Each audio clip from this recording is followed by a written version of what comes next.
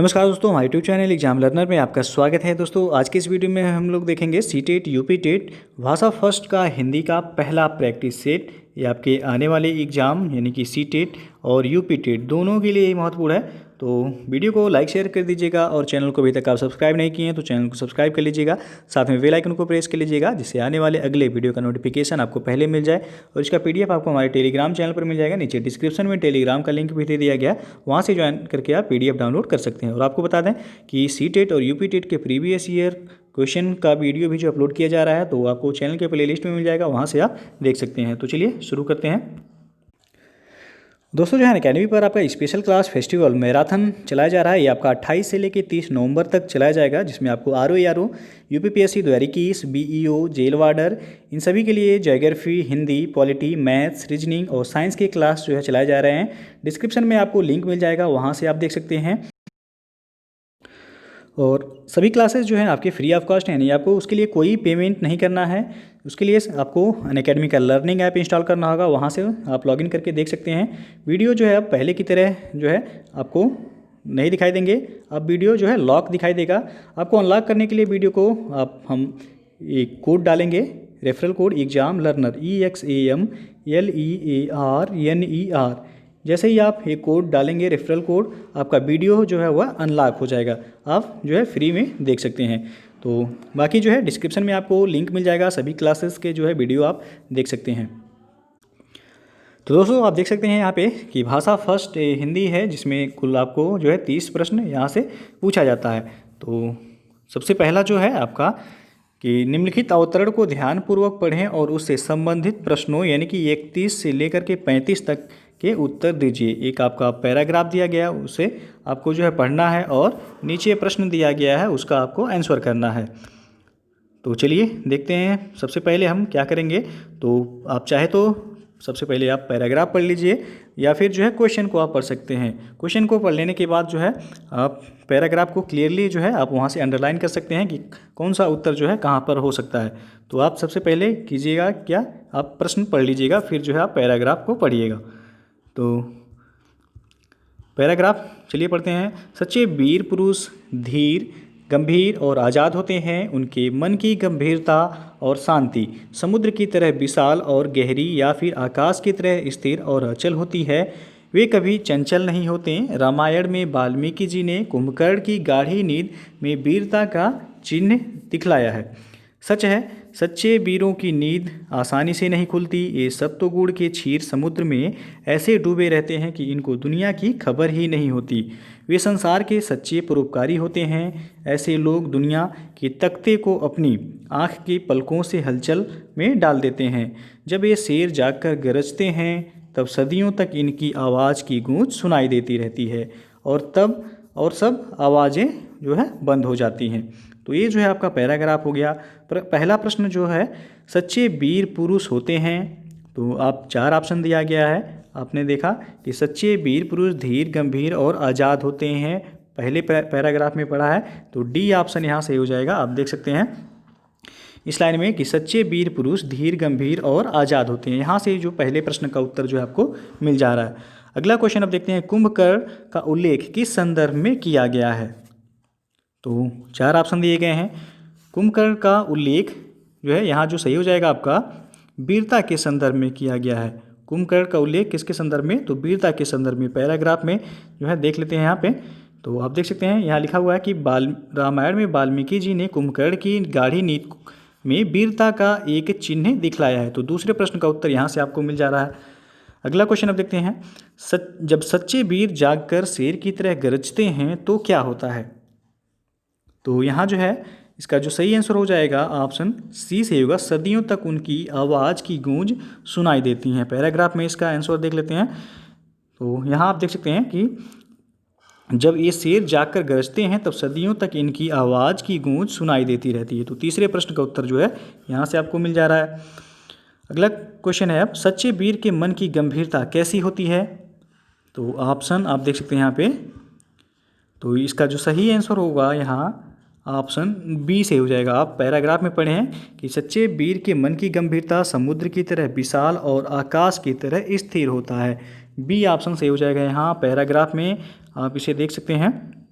पहले पैराग्राफ में ही है कि उनके मन की गंभीरता यानी कि सच्चे वीर पुरुष के मन की गंभीरता और शांति समुद्र की तरह विशाल और गहरी या आकाश की तरह स्थिर और अचल होती है। तो चौथे प्रश्न का उत्तर जो है आपको यहाँ से मिल जा रहा है। उसके बाद आपका अगला जो प्रश्न है, इस अवतरण का उपयुक्त शीर्षक क्या हो सकता है। तो शीर्षक जो होगा सच्ची वीरता, यानी कि आपका डी ऑप्शन सही हो जाएगा। उपयुक्त शीर्षक पूछा गया है तो सच्ची वीरता हो जाएगा, डी ऑप्शन सही हो जाएगा यहाँ। अब अगला क्वेश्चन है आपका कि निम्न में से अल्पप्राण वर्ड कौन कौन से हैं। तो इसका जो सही आंसर हो जाएगा आपका ऑप्शन बी से हो जाएगा यहाँ, क और ग। ये क्या है तो अल्पप्राण। अल्पप्राण क्या होता है, जिन व्यंजनों के उच्चारण में वायु कम निकलती है उन्हें हम क्या कहते हैं, अल्पप्राण कहते हैं, अल्पप्राण वर्ड कहते हैं। और हर वर्ग का पहला तीसरा और पांचवा वर्ड क्या होता है, ये आपका अल्पप्राण कहलाता है। अल्पप्राण यानी कि आप देख सकते हैं क वर्ग में क हो गया पहला है, ग तीसरा है और अंगा जो है पांचवा वर्ड, ये अल्पप्राण है। और महाप्राण जो है पूछा जाता है, याद रखिएगा महाप्राण ये दूसरा और चौथा वर्ड होता है, यानी कि हर वर्ग का दूसरा और चौथा वर्ड क्या होता है वह महाप्राण होता है। यानी कि यदि क वर्ग में देखा जाए तो ख और घ ये क्या है तो ये महाप्राण है। और अल्पप्राण कौन हो जाएगा, क और ग। यानी कि आपसे पूछा गया अल्पप्राण तो बी ऑप्शन से हो जाएगा क और ग। अगला क्वेश्चन है, निम्नलिखित में से कौन सा शब्द तत्सम है। तो यहाँ जो है आपका डी ऑप्शन से हो जाएगा विस्मय। विस्मय क्या है, ये आश्चर्य का अर्थ, विस्मय का अर्थ होता है आश्चर्य, ये आपका तत्सम है। बाकी जो है सांप, चिन्ह और वीणा ये सभी क्या है तद्भव हैं। अगला प्रश्न है, अब इनमें से अश्लील शब्द का विलोम कौन सा होगा। तो इसका जो सही आंसर हो जाएगा ऑप्शन ए से हो जाएगा, अश्लील का विलोम हो जाएगा श्लील, यानी कि ए ऑप्शन यहाँ सही है। अगला क्वेश्चन है, आशय शब्द का समानार्थी आपको बताना है कौन सा होगा। तो आशय का समानार्थी शब्द जो होता है वह होता है अभिप्राय हो जाएगा आपका। उसके बाद तात्पर्य भी हो जाएगा। तो ऑप्शन में जो दिया गया है तात्पर्य जो है सही होगा यहाँ, सी ऑप्शन। आहार, आंचल और अपरिहार ये सभी जो है आशय के समानार्थी शब्द नहीं है। आहार भोजन का है और अपरिहार जो है अनिवार्य का समानार्थी शब्द है। तो आशय का हो जाएगा तात्पर्य। अगला क्वेश्चन है, समरूपी शब्द पर्यंत पर्यंक के सही अर्थ का भेद कीजिए, यानी कि दोनों का अर्थ आपको बताना है क्या होगा। तो पर्यंत का अर्थ होता है तक और पर्यंक का अर्थ होता है पलंग, यानी कि बी ऑप्शन यहाँ सही हो जाएगा।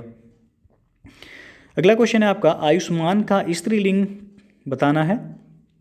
तो आयुष्मान का स्त्रीलिंग होगा आपका आयुष्मती, यानी कि बी ऑप्शन यहाँ सही हो जाएगा। ध्यान से देखिएगा, आयुष्मती जो है सही होगा यहाँ। अगला क्वेश्चन अब देखते हैं कि बहु का बहुवचन क्या होगा। बहु शब्द का बहुवचन क्या होगा। तो इसका सही आंसर हो जाएगा ऑप्शन सी सही हो जाएगा, बहु का बहुवचन हो जाएगा बहुएं। अगला क्वेश्चन है, सर्वनाम के कितने भेद माने जाते हैं। तो सर्वनाम के कुल 6 भेद माने जाते हैं, यहाँ डी ऑप्शन सही हो जाएगा।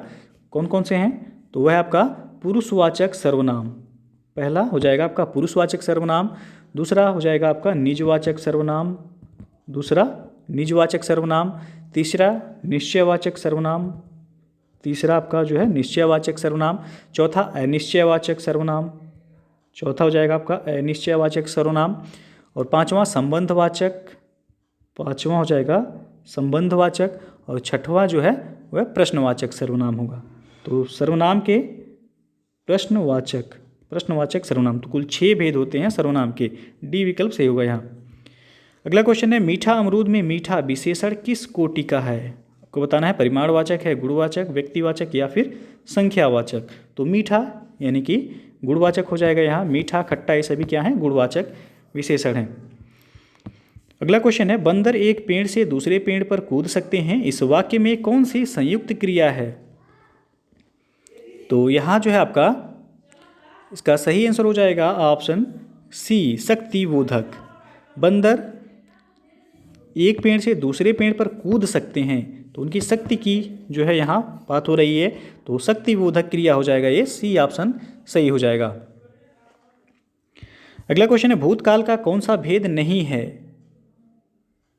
तो यहाँ जो सही हो जाएगा आपका ऑप्शन ए संभाव्य भविष्य, ये भूतकाल का भेद नहीं है। आसन्न भूत, अपूर्ण भूत और पूर्ण भूत, ये सभी भूतकाल के भेद हैं। संभाव्य भविष्य ये भविष्यत काल का है। अगला क्वेश्चन आपका, कर्मवाच्य में प्रधानता होती है किसकी? तो आप सबको पता होगा कर्म की प्रधानता होती है कर्मवाच्य में, यानी कि सी ऑप्शन सही होगा यहाँ। आगे बढ़ते हैं आप, किस शब्द में अ उपसर्ग है? तो यहाँ जो सही हो जाएगा आपका ऑप्शन सी सही होगा। अभाव में क्या है? ए उपसर्ग है। बाकी ये ऑप्शन जो दिया गया अभिमान, अभिमान में अभी है उपसर्ग। उसके बाद अनजान में क्या है?